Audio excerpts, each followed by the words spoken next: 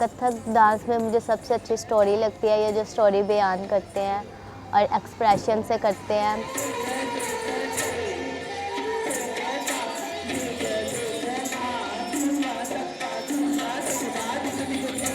मेरा नाम जैसिका और मैं अपने पापा के साथ शीश महल में कथक डांस परफॉर्म करती हूँ।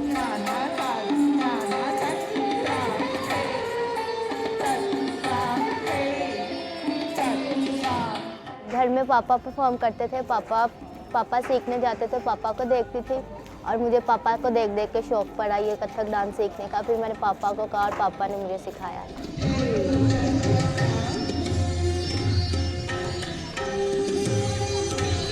उसके अंदर बहुत ज़्यादा जुनून था और बहुत ज़्यादा एक्टिव थी, बल्कि इतनी एक्टिव थी कि ये लय से भी बाहर निकल जाती थी। तो मैं इसको रोकता था, बेटा आराम से सुकून से इसको सीखो।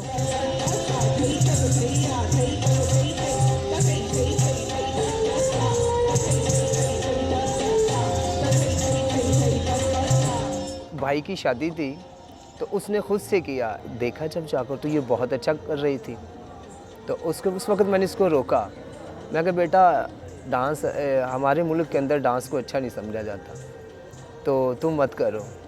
तो फिर कहती पापा आप भी तो करते हैं। स्कूल में क्लास वाले उसको पता है, टीचर्स को नहीं पता। और टीचर्स को वैसे नहीं बताया क्योंकि फिर कोई गलती हो जाए, टीचर्स कोई मिस्टेक हो जाए तो वो कहते हैं स्टडीज़ नहीं इतनी आती, ये आता है।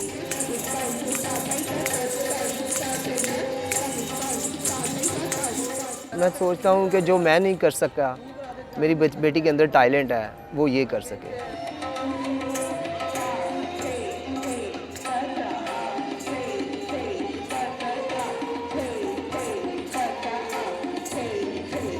यहाँ पे बहुत सर्दी है और फर्श भी बहुत ठंडा होता है, लेकिन हमें शौक़ है कथक डांस करने का, तो हम दिल से और रूह से करते हैं।